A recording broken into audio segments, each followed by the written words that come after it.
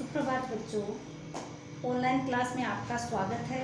मैं Neeta Chaudhary Fortune International School से। तो बच्चों, आज हम हिंदी के गद्य भाग का 7 चैप्टर पढ़ेंगे, मेरे बचपन के दिन। और ये इसकी चैप्टर की लेखिका कौन है? महादेवी वर्मा। महादेवी वर्मा अपने बचपन के दिनों के बारे में बता रही है, जिसमें महादेवी वर्मा द्वारा लिखी गई काव्य रचनाएं हैं जो है नीरजा, रश्मि, निहार, सांदेह गीत, दीपशिखा, यामा। ये तो इनकी काव्य रचनाएं प्रसिद्ध हैं। और गद्य रचनाएं इनके द्वारा लिखी गई हैं अतीत के चलचित्र, स्मृति की रेखाएं, मेरा परिवार, पथ के साथी, श्रृंखला की कड़ियां। ये इनकी क्या है? गद्य रचनाएं हैं जो सब प्रमुख रही हैं। तो हम सबसे पहले क्या पढ़ेंगे बच्चों? महादेवी वर्मा का जीवन परिचय, यानी लेखिका का जीवन परिचय पढ़ेंगे।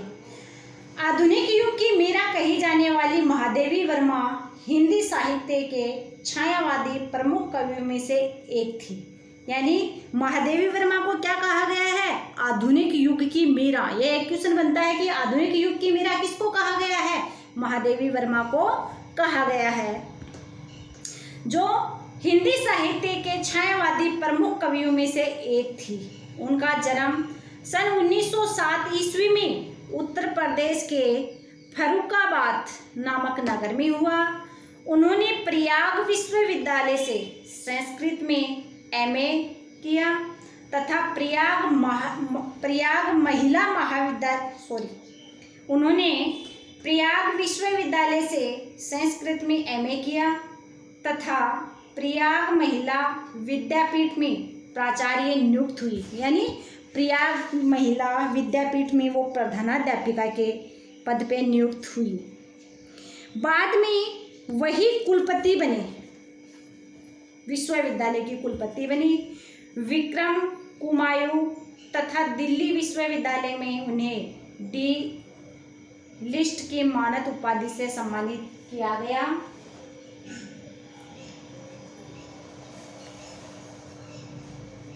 भारत सरकार ने उन्हें पद्म भूषण से अलंकृत किया। यामा पर उन्हें भारतीय ज्ञान पीठ पुरस्कार मिला। यानी उनकी जो काव्य रचना थी यामा, उस पर उन्होंने भारतीय ज्ञानपीठ पुरस्कार प्राप्त किया। सन 1987 ईस्वी में उनका देहांत हो गया।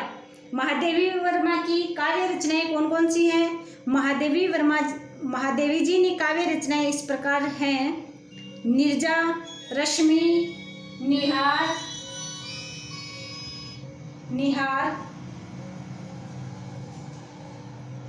सांदेह गीत, दीपशिखा, यामा आदि। उनकी गद्य रचनाओं में प्रमुख हैं अतीत के चलचित्र, स्मृति की रेखाएं, मेरा परिवार, पथ के साथी, श्रृंखला की कड़ियां। ये उनकी गद्य रचनाएं हैं। साहित्यिक विशेषताएं: महादेवी वर्मा करुणा और मानवतावाद के भावों को प्रकट करने वाली लेखिका है।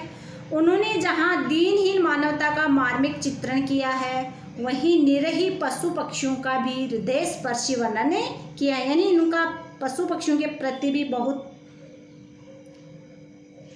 मन रहा है।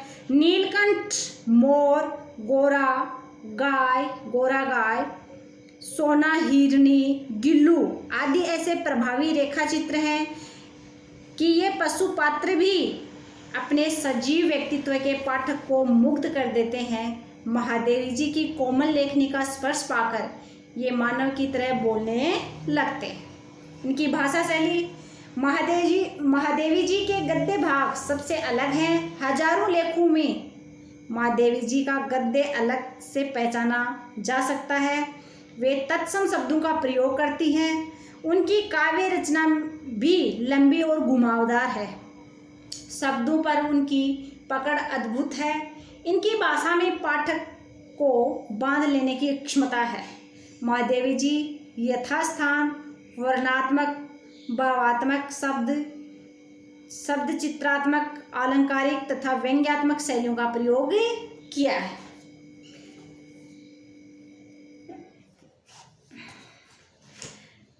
सार, यानी इस पाठ में क्या बताया गया है। मेरे बचपन के दिन महादेवी वर्मा द्वारा रचित संस्मरण, इसमें उन्होंने अपने बचपन की कुछ यादें प्रस्तुत की हैं। यानी मेरे बचपन के जो दिन है, ये पाठ है, इसमें महादेवी वर्मा अपने बचपन की कुछ बातें बताई हैं इस पाठ में। जन्म और शिक्षा। पहले महादेवी जी के परिवार में लड़कियों को पैदा होते ही मार दिया जाता था। यानी लड़की का जन्म होते ही उसको क्या कर दिया जाता था, मार दिया जाता था। 200 वर्ष बाद महादेवी ने परिवार में जन्म लिया। महादेवी के बाबा ने दुर्गा पूजा करके कन्या मांगी थी, अतः महादेवी जी को बचपन में कोई कष्ट नहीं सहना पड़ा। उन्हें उर्दू, फारसी, अंग्रेजी, संस्कृत पढ़ने की सुविधा दी गई। उनकी माता ने उन्हें हिंदी पढ़ने के लिए प्रेरित भी किया। किसकी माता ने, महादेवी वर्मा की माता ने। उन्हें मिशन स्कूल की प्रार्थना और वहाँ का वातावरण पसंद नहीं आया, तब उन्हें क्राफ्टवेट गर्ल्स कॉलेज में 5वीं कक्षा में दाखिला किया गया, यानी उनका एडमिशन करवाया गया। यहाँ हिंदू और ईसाई दोनों धर्मों की लड़कियाँ थी। सुभद्रा कुमारी, यानी दोनों धर्मों की लड़कियां थी महादेवी के साथ, महादेवी वर्मा के साथ। तो आज हम उनके द्वारा लिखा गया ये जो मेरे बचपन के दिन है, यानी महादेवी वर्मा अपने बचपन के दिनों का संस्मरण इस पाठ में किया है, जो हम पढ़ते हैं। मेरे बचपन के दिन। बचपन की स्मृतियों में एक विचित्र सा आकर्षक होता है। कभी कभी लगता है जैसे सपने में सब देखा होगा। परिस्थितियां बहुत बदल जाती हैं। अपने परिवार में मैं कई पीढ़ियों के बाद उत्पन्न हुई हूँ। महादेवी वर्मा कह रही है कि मेरे परिवार में मैं कई पीढ़ियों के बाद मैंने जन्म लिया है। मेरे परिवार में प्राय 200 वर्ष तक कोई लड़की नहीं थी। यानी मेरे परिवार में 200 वर्ष तक कोई लड़की नहीं थी। क्यों? क्योंकि लड़कियों को जन्म लेते ही क्या कर दिया जाता था, मार दिया जाता था। सुना है उसके पहले लड़कियों को पैदा होते ही परम धाम भेज देते थे। परम धाम का मतलब होता है उनको मार दिया जाता था। फिर मेरे बाबा ने बहुत दुर्गा पूजा की। फिर महादेवी वर्मा के बाबा ने दुर्गा पूजा की, क्योंकि कन्या के लिए, कि मेरे को कन्या प्राप्त हो। हमारी कुलदेवी दुर्गा थी। मैं उत्पन्न हुई तो मेरी बड़ी खातिर हुई, यानी मेरे अच्छी परवरिश हुई और मुझे वह सब नहीं सहना पड़ा। कोई भी मेरे को पीड़ा नहीं सहनी पड़ी, दुख नहीं सहना पड़ा जो अन्य लड़कियों को सहना पड़ता है। परिवार में बाबा फारसी और उर्दू जानते थे। पिता ने अंग्रेजी पढ़ी, हिंदी का कोई वातावरण नहीं था। मेरी माता जबलपुर से आई, तब वे अपने साथ हिंदी लाई। वे पूजा पाठ भी बहुत करती थी। पहले उन्होंने मुझे पंचतंत्र पढ़ना सिखाया। बाबा कहते थे इसको हम विदुषी बनाएंगे, बहुत पढ़ा करके विदुषी बनाएंगे। मेरे संबंध में उनका विचार बहुत ऊंचा रहा है, इसलिए पंचतंत्र भी पढ़ा, मैंने संस्कृत भी पढ़ी। ये अवश्य चाहते हैं कि मैं उर्दू फारसी सीख लूं, लेकिन वह मेरे बस की नहीं है। मैंने जब एक दिन मौलवी साहब को देखा तो बस दूसरे दिन मैं चारपाई के नीचे जा छिपी। तब पंडित जी आए संस्कृत पढ़ाने। माँ थोड़ी संस्कृत जानती थी, गीता में उन्हें विशेष रुचि थी। पूजा पाठ के समय में भी बैठ जाती थी और संस्कृत सुनती थी। उसके उपरांत उन्होंने मिशन स्कूल में रख दिया, यानी मेरा मिशन स्कूल में एडमिशन करवा दिया। मुझको मिशन स्कूल में वातावरण दूसरा था, यानी मेरे को मिशन स्कूल का वातावरण पसंद नहीं आया। प्रार्थना दूसरी थी, मेरा मन नहीं लगा। वहाँ का वातावरण भी मेरे को पसंद नहीं है, वहाँ प्रार्थना भी अलग बोली जाती थी, वो भी मेरे को पसंद नहीं आई। मेरा मन नहीं लगा वहाँ पे, वहाँ जाना बंद कर दिया। जाने से मैं रोने धोने लगी। तब उन्होंने मुझे क्राफ्टवेट गर्ल्स कॉलेज में भेजा, जहाँ मैं 5वीं दर्जे में भर्ती हुई, यानी 5वीं क्लास में मैंने प्रवेश लिया। यहाँ का वातावरण बहुत अच्छा था। उस समय हिंदू लड़कियाँ भी थी, ईसाई लड़कियाँ भी थी। हम लोगों का एक ही मेस था। सारी क्या करती थी, एक जगह ही रहती थी, एक जगह ही खाना खाती थी। उस मेस में प्याज तक नहीं बनता था, यानी प्याज नहीं डाला जाता था खाने में। वहाँ छात्रावास के हर एक कमरे में हम 4 छात्राएं रहती थी, यानी हॉस्टल, छात्रावास का मतलब होता है हॉस्टल जहाँ लड़कियाँ रहती हैं। तो एक कमरे में हम 4 छात्राएँ रहती थी। उनमें पहली थी साथिन सुभद्रा कुमारी मिली, यानी महादेवी वर्मा की पहली साथिन सहेली कौन थी? सुभद्रा कुमारी चौहान। 7वें दर्जे में वे मुझसे 2 साल सीनियर थी, यानी 2 क्लास वो मेरे से आगे थी। वे कविता लिखती थी और मैं भी बचपन से तुक मिलाती आई थी। बचपन में माँ लिखती थी, पद भी गाती थी। मीरा के पद विशेष रूप से गाती थी। सवेरे जागिए कृपा निधान पंछी बन बोले, यही सुना जाता था। प्रभाती गाती थी। शाम को मीरा का कोई पद गाती थी। सुन सुनकर मैंने भी ब्रिज भाषा में लिखना आरंभ किया। यहाँ आकर देखा कि सुभद्रा कुमारी जी खड़ी बोली में लिखती हैं। मैंने भी वैसा ही लिखने लगी। जैसे सुभद्रा जी बड़ी थी, प्रतिष्ठित हो चुकी थी, उनसे छिपा छिपा कर लिखती थी। एक दिन उन्होंने कहा, महादेवी तुम कविता लिखती हो? यानी उन्होंने कहा मेरे को, तो मैं डर के मारे कहा नहीं। अंत में उन्होंने मेरे डेस्क की किताब की तलाश ली तो बहुत सा निकल पड़ा उसमें से, यानी बहुत सी कविताएं लिखी हुई मिल गई। तब जैसे किसी अपराधी को पकड़ते हैं, ऐसे उन्होंने एक हाथ में कागज़ लिए और एक हाथ से मुझको पकड़ा और पूरे हॉस्टल में दिखाई कि ये कविता लिखती है। फिर हम दोनों की मित्रता हो गई।